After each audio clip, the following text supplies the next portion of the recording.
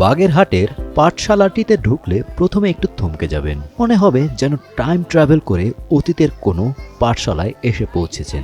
আধুনিক mobile, digital learning এর হাজার হাজার ব্যবস্থা থাকলেও এখানে শিশুদের হাতে খড়ি হচ্ছে তালপাতায় লিখে। ঠিক গল্প সাহিত্যে যেমনটি শুনতে পান কিংবা দাদা দাদিদের অভিজ্ঞতা সেটি যেন বাস্তব হয়ে ধরা দিয়েছে।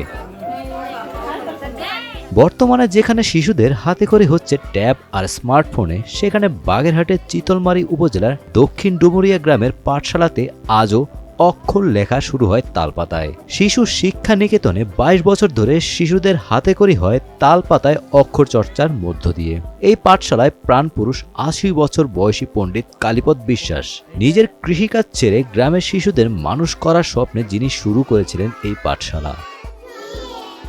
বর্তমানে আশেপাশের 5টি গ্রামের প্রায় অর্ধশতাধিক শিশু প্রতিদিন সকাল 9টা থেকে দুপুর 1টা পর্যন্ত অক্ষর শেখে এই পাঠশালায়। মাসে মাত্র 150 থেকে 200 টাকার বিনিময়ে শিশুরা পাচ্ছে শিক্ষার সাথে শৃঙ্খলা ও নৈতিকতার পাঠ।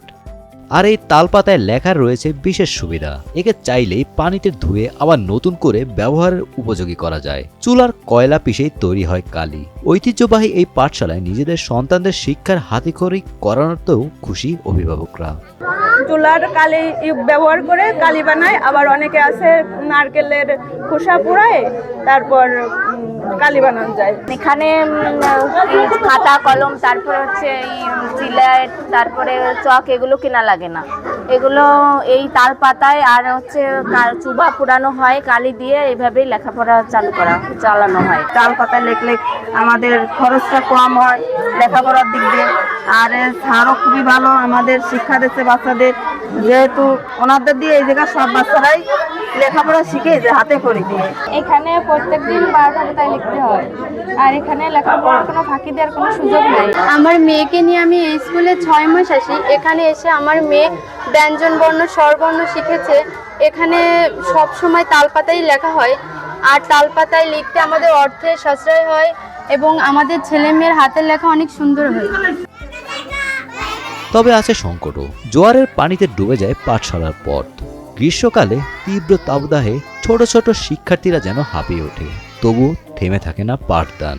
আমার ছেলেরে নিয়ে আসতাম সৌরভ রে, সে বড় স্কুল চলে গেছে, এবার মেয়েরে নিয়ে আসছি।